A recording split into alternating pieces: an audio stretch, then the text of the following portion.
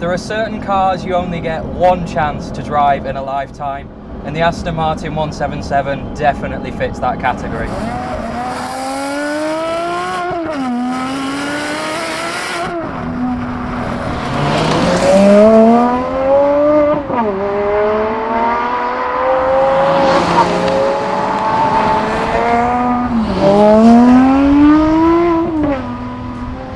There aren't many emails that excite me these days, and to be honest, you do get used to being around these sort of cars.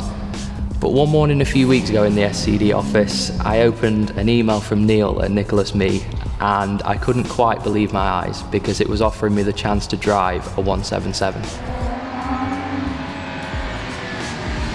So here we are on the road in one of the rarest and most expensive Aston Martins ever made. So what is it? Well, as the name suggests, 77 ever made, all of which was sold for £1.2 million. 8 years later though, you'll now be looking at about 2 million. So if you're one of the lucky 77 when they were new, you haven't done bad for yourself. Now, Aston have made some pretty desirable cars over the years, but this is just something completely different. It's something that no one really expected, and such a departure from anything Aston had done before in terms of performance and technology. And with a naturally aspirated V12 packing what was at the time a ridiculous 750 horsepower and a crazy top speed of 220 miles an hour, it was by far the fastest and most powerful Aston Martin to date.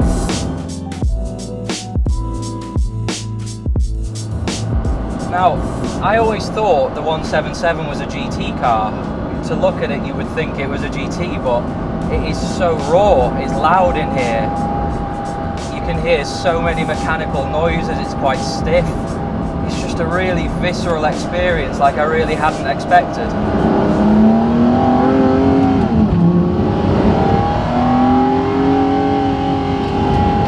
Only recently I drove the V12 Vantage AMR, and that was a very special car.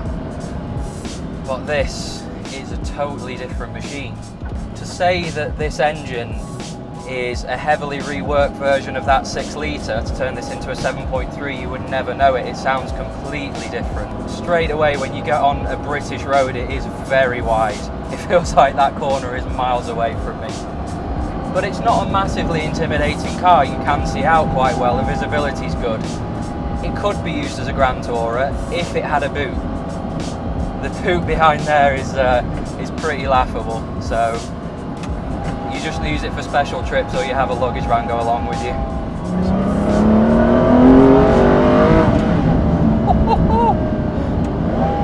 Wow, that sounds like no Aston I've ever heard before.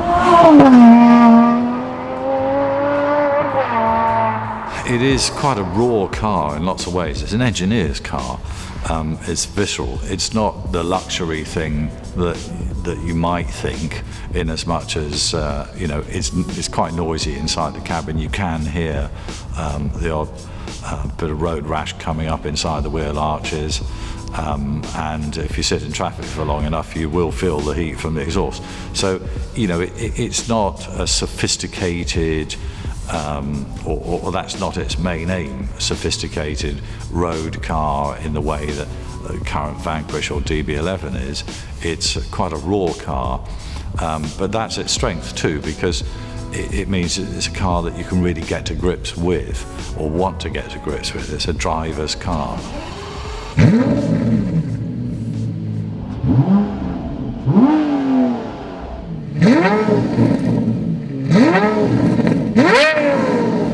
That car, to me, seems to be the embodiment of everything that is traditional in Aston Martin cars over many, many years, last 50 years or more, in a modern interpretation.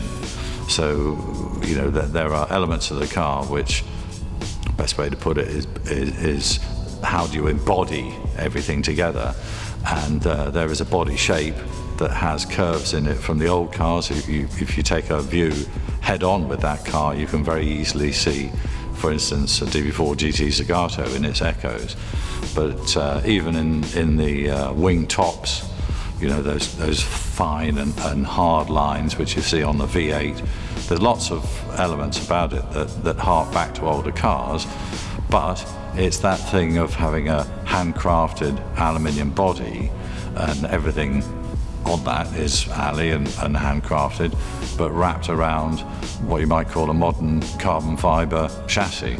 It sort of seems a bit odd in a way. Why not do carbon fibre panels? But that's what the car's all about. It's bringing together the old with the new. You see it everywhere. You look at the grille, it's instantly recognisable as an Aston Martin. You can see echoes in the back of that car of DB6 even. It's open to interpretation, but it's an invitation to look around the car and try and spot elements that you see on other cars from the different generations. This car was Aston's first foray into the hypercar world, building something where it's not really about a mass-produced car to make money. It's an engineering exercise to see what's possible, and you can tell. It feels like money's no object with the materials and just the engine as much as anything. The engine is the experience.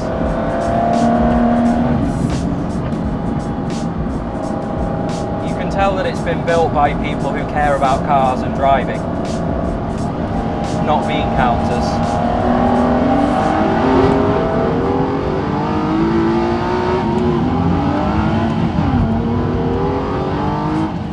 That inboard suspension that looks so cool, it's doing a really nice job as well. It's firm, but it's not at all crashy. And it's so flat around the corners.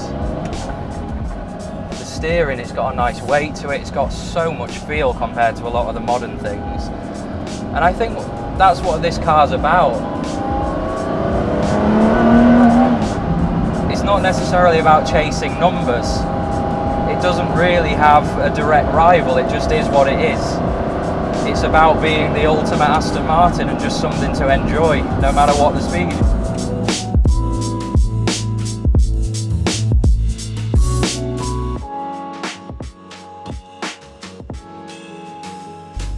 Granted, it's a huge amount of money, but for me there's nothing else quite like the 177. If you want a British-built hypercar, it's about your only option, and I've been absolutely blown away by it. I keep wanting to say that it's a special car, but honestly, it's more than special. Really, it's one of the most iconic cars in Aston Martin's history. Opportunities like this really don't come round very often, so I have to give a massive thank you to the guys at Nicholas Mee for trusting me with one of just 77 of these cars. I can't imagine I'll ever get the chance to get my hands on one of them again, so today is going to live with me for a very long time.